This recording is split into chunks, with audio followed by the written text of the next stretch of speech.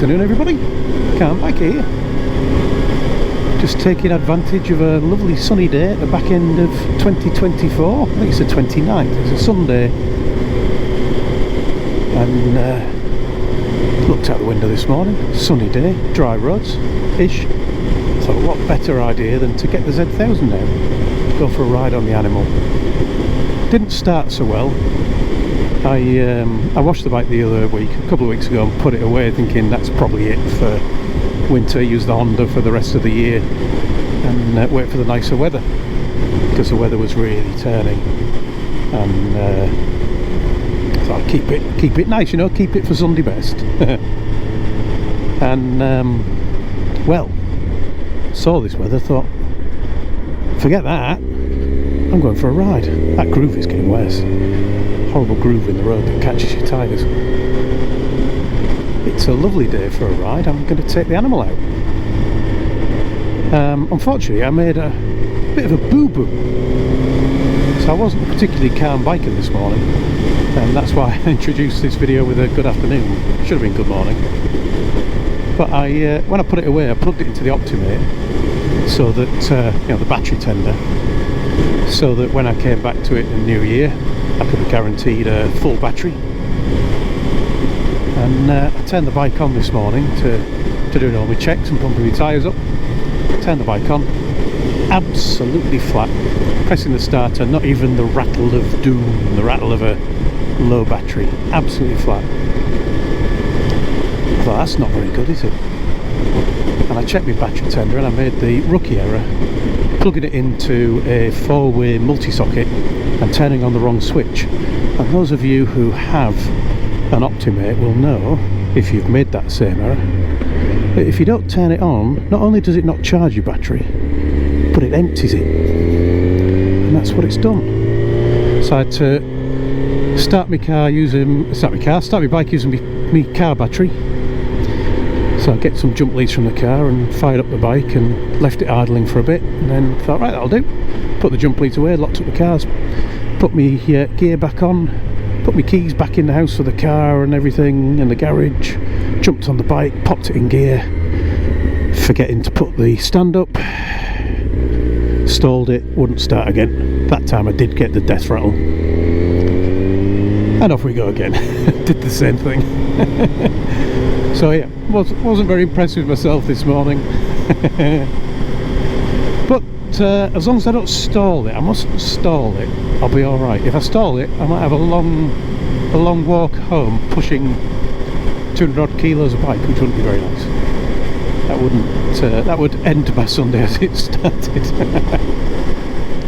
But it's not the biggest risk out on the road today. The biggest risk is I'm out on a Sunday with the Sunday drivers.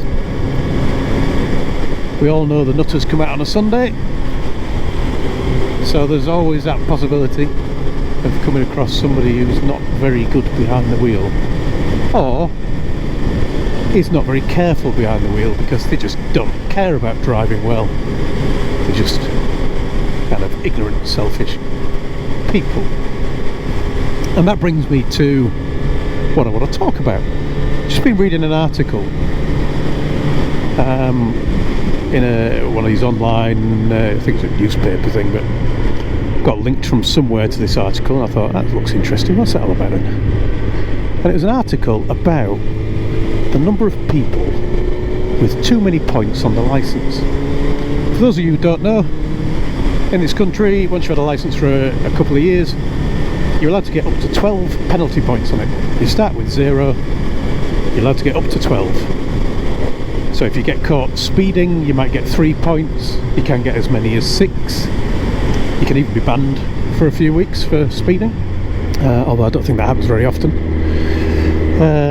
Other offences, driving without due care and attention, you can get a few points for. All those kind of things, you know, stuff you shouldn't be doing on the road because you're not safe. You get penalty points for, and if you get to 12, the presumption is you will get a 6-month ban straight away. Except you can claim exceptional hardship. Now, I'm not sure what constitutes exceptional hardship, but you can claim exceptional hardship to the judge, and he or she can make a decision to say, well, you're still having your points, so you're now on 12 points, 13 points, whatever it might be that you've ended up on, but will allow you to keep your licence. Presumably your insurance rates go through the roof at 12 points, but you get to drive or ride your bike, whatever, carry on doing it. Now, it turns out there's over 10,000 people in this country that have done that, claimed exceptional hardship to a judge, and have been allowed to keep the licence despite having 12 or more points. And I think, well, you know, the rules are there for a reason. This has been thought about. You know, if you've just been doing little bits of speeding, let's say, you know, the 40 and a 30 type speeding, there's a heck of a lot of happens, right? We've all probably done it at some point.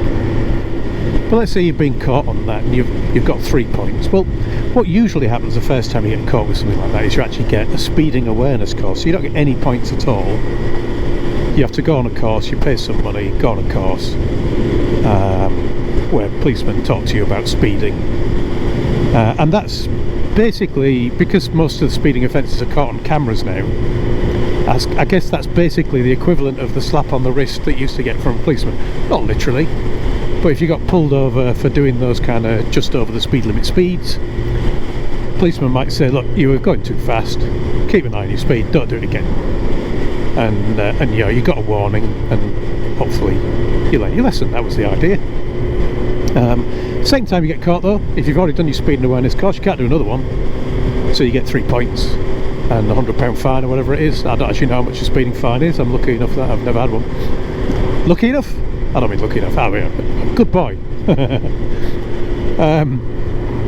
But yeah, you get your points and your fine. Now, you could then do that a second, third time with points, so you could have been speeding 4 times at those kind of things, got 3 points, fixed penalty every time, you're on 9 points. You've not really learnt your lesson at this point, have you? But at that point you should be really scared about speeding, you should be really keeping an eye on your speed, because one more offence and the presumption is a ban. But with this exceptional hardship thing, that does mean that you can go one step further. You can get the 12 points, you can claim your exceptional hardship, and you can stay on the road. And you know, there are cleverer people than me thinking about these things, so I guess there's a good reason for that. As I say, over 10,000 people have done it, which is quite a lot, really. Quite a lot. I can't remember exactly how many cars there are on it. Yeah, there's one, look, 60. What was the point of that? It really gained not a lot out of it. I am happy to not have him tailgated me. So the 10,000 is an interesting figure. I don't know how many cars there are on the roads. I think it's about 20 or 30 million. So it could be 1 in 1,000, 1 in 2,000. Well, not 1 in 1,000, 1 in 2,000, 1 in 3,000 cars on the road have been driven by somebody who's got more than 12 points. The article then went on a little bit further to talk about 4 other drivers, 3 of whom have over 100 points on the licence. Now that's an interesting one. If they've done that with that minor speeding, that means they've been caught speeding, if you assume that they had the speeding awareness course, 26 times. I suspect it's probably fewer times and different offences that have racked up that many points. Because they've probably got more points for it, and probably at some point a judge will have looked at them and said, hang on, you can have more points for this one because of your history of this speeding. But there are 3 people with over 100 points, all men. The woman with the highest number of points has 98, so she needs to try a little bit harder, obviously. But all of those people have been to court to get to that level of either nearly or over 100 points, and have pled exceptional hardship, and the judge has allowed them to carry on driving. Now, if you can be caught that many times for that many offences, you're not safe to be on the road. It baffles me that we're allowing people to stay on the road. And in this article, I think it was the head of the IAM was saying, you know, it's shocking that this is allowed. It's puzzling that it's allowed as well. And it really is, isn't it? How do you get to the point where you have 100 points and somehow you say, yeah, but you know, it'll make my life too hard, so can I carry on driving? You're not good enough. You're absolutely not good enough to be on the road. Just to give you one last number from this article, there was one person with 176 points. If that's 4 points per oh, sorry, 3 points per hit, that's like 60 offences. Those people either can't drive or don't care and never will. So I have no idea why somebody would still allow them to carry on driving. That's absolutely baffling. Just to give you another little bit of context, just as a comparison, there was a chap a few years ago I remember reading about, and he did a wheelie on his motorbike on the motorway, which is a really daft thing to do. Certainly needs punishing. Putting himself at risk, putting other people at risk as well.